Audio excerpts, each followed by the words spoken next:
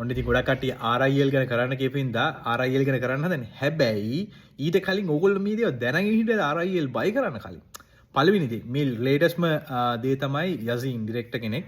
එයාගේ ෆැමිලි එක ඔක්කොම රිසයින් වෙනවා. එතකොට රිසයින් වුණාට පස්සේ දැන් අර 44% තිබ්බ පබ්ලික් හෝල්ඩින් එක එකපාරට ජම්ප් වෙනවා 99 point something. කියන්නේ almost 100% දැන් පබ්ලික් හෝල්ඩින්.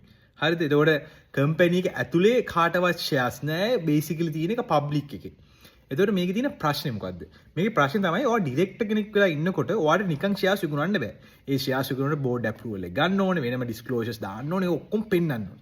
හැබැයි දැන් මේ 80 ඇතුළේ ඔක්කොම ඩිරෙක්ටර් දැන් අයින් රිසයින් වුණාට පස්සේ ඒගොල්ලෝ ඩිස්ක්ලෝස් කරන්න අවශ්‍ය නැහැ. ඒගොල්ලන්ට කැමති වෙලාවක සෙල් කරන්න පුළුවන්. මොකද එයා දැන් පබ්ලික් කියලා කන්සිඩර් කරන්නේ. ඉතින් එතකොට ඒක ලොකු රිස්ක් එකක්. මොකද හේතුව අර වගේ මිලියන් ගානක ෂෙයාර්ස් එකපාරට මාකට් එකට ෆ්ලෝට් වෙන්න පටන් ගත්තොත් එහෙම ඒක ප්‍රශ්නයක් වෙනවා ප්‍රයිස් එක හරි up and down deviate වෙන්න සහ manipulation වලට.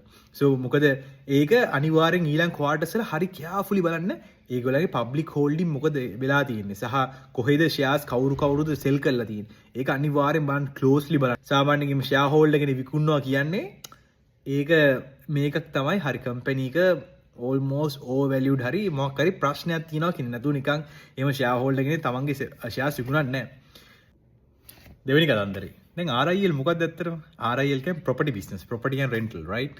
so එතකොට මේගොල්ලන්ට තියෙනවා United Motors එකේ stake එකක්. හරිද? 51% stake එකක් තියෙනවා. සහ ඒගොල්ලන් PAP එකක් තියෙනවා. ඒ වගේ ඒ කියන්නේ energy පැත්තක් තියෙනවා. හරිද? එතකොට මේකේ ප්‍රශ්නේ තියෙන්නේ එකපාර revenue up වෙලා තියෙනවා. like 30 billion වල එක 300 ගානක විතර 3 times 4 times revenue jump වෙලා තියෙනවා. මේ අලුත් quarter එකේ. හැබැයි ඒකෙන් ඔක්කොම revenue sale තියෙන්නේ United Motors sales වලින්. හරිද? එතකොට RIL එක අපි දන්න ප්‍රොපර්ටිස් කම්පැනි එකට ඒගොල්ලෝ දැන් fully dependent මේ ඔටෝමොබයිල් selling සහ ඔයගොල්ලෝ බලන්නේ ඒගොල්ලෝ මේ property revenue මොකද වෙලා තියෙන්නේ 106යි grow වෙලා තියෙන්නේ. ඒ කියන්නේ 1 billion to about around 1 billion range එක තියෙන්නේ. energy එකත් ලොකුවට grow වෙලා නැහැ. ඒතර fully dependent දැන් මේ ඔටෝමොබයිල්ස් වලින්. හැබැයි ප්‍රශ්නේ ඔයගොල්ලෝ දන්නවා දැන් ඔටෝමොබයිල්ස් මොකද වුනේ? අලුතෙන් අර මේව කරා slow down කරනවා දැන් imports එහෙම ඉඳා ඕගොල්ලෝ දැන් බලන්න ඕනේ මේගොල්ලෝ කොච්චර තව උත්සාහ කරනවද තමන්ගේ property business එක develop කරන්න. මොකද ඒක develop කරන්න නැති තාක් කල් නිකන් හරි මේ revenue drops වුණොත් එහෙම මේ automobiles වල සම්පූර්ණ company එකේ earnings නැහැ. ඉතින් ඒක එක ප්‍රශ්නයක්. අනිත් තුන්වෙනි ප්‍රශ්නේ cash flows. මම හැම වෙලාවෙම ආයෙ මතක් කරනවා cash flows. ඕගොල්ලෝ බලන්න cash flows මොකද වෙලා තියෙන්නේ කියලා.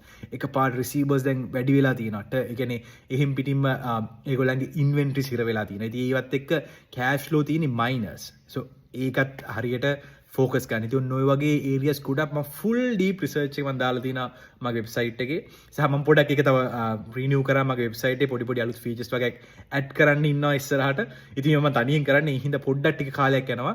ඉතින් ඕගොල්ලන්ගේ suggestions දෙන්න, comments දෙන්න. ඒ අනුව ඒක තව අලුතෙන් අපි ලස්සන කරලා ගමු website එක.